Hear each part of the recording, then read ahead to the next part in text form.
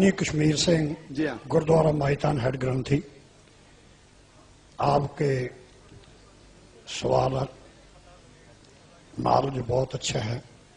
मेरा एक आपके धर्म के बारे में परमंती है कि आपका धर्म हमारा धर्म शब्द का पुजारी है।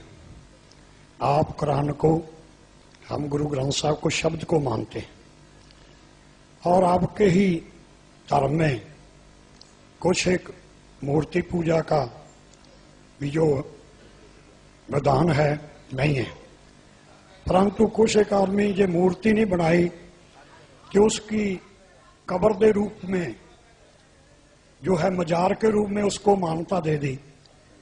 आप मूर्ति खड़ी पूज लो और पड़ी पूज लो, तो एक बात ही है, क्या ये जो है धर्म के उल्ट नहीं है?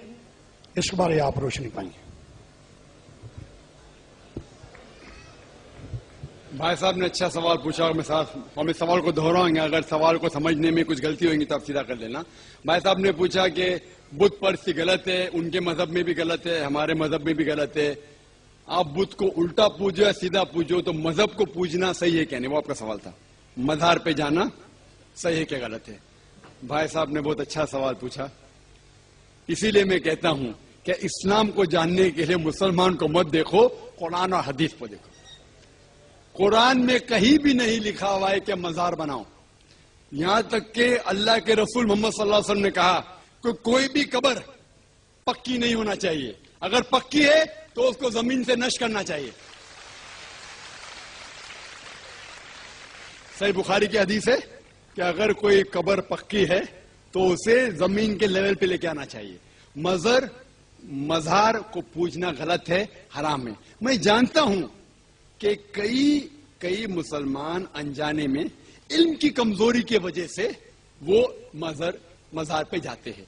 और मेरा ये कहना है कि बहुत सा कल्चर जो है, ये कल्चर हमारे जिंदगी में आ जाता है।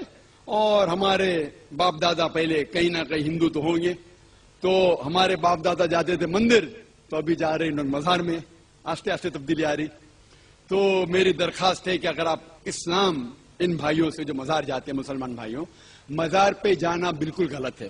मोहम्मद सल्लल्लाहु अलैहि वसल्लम ने कहा कि आप कब्र पे जाओ। अगर आप कब्र पे जाएंगे तो आपको ये एहसास होगा कि आप कभी ना कभी मरने वाले हैं, तो अल्लाह पे और यकीन करेंगे, आखिरत पे यकीन होगा। तो कब्र पे जाके उनके लिए दुआ करना सही है। जो आदमी मर चुका है उनके लिए दुआ करो, उनको दुआ नहीं कर सकते। You can pray for them, not to them. मतलब उनके लिए दुआ कर सकते, उनको दुआ नहीं कर सकते। आप समझ रहे? वो बेचारा शख्स मर गया है, अच्छा शख्स था, उसके लिए दुआ कर सकते, अल्लाह उसे जन्नत फिरदौस दे, उन्हें नियामत दे, उन्हें माफ करे, वो तक ठीक है। लेकिन जाके ये बोले कि मेरे एग्जामिनेशन में मेरे नंबर कम है, तो बाबा नंबर अच्छे कर लो, ये बिल्कुल हराम है। शिफा, कुरान मजीद में कम से कम 25 आयतें हैं जिसमें लिखा है शिफा। शिफा मतलब सिफारिश, वसीला हराम है।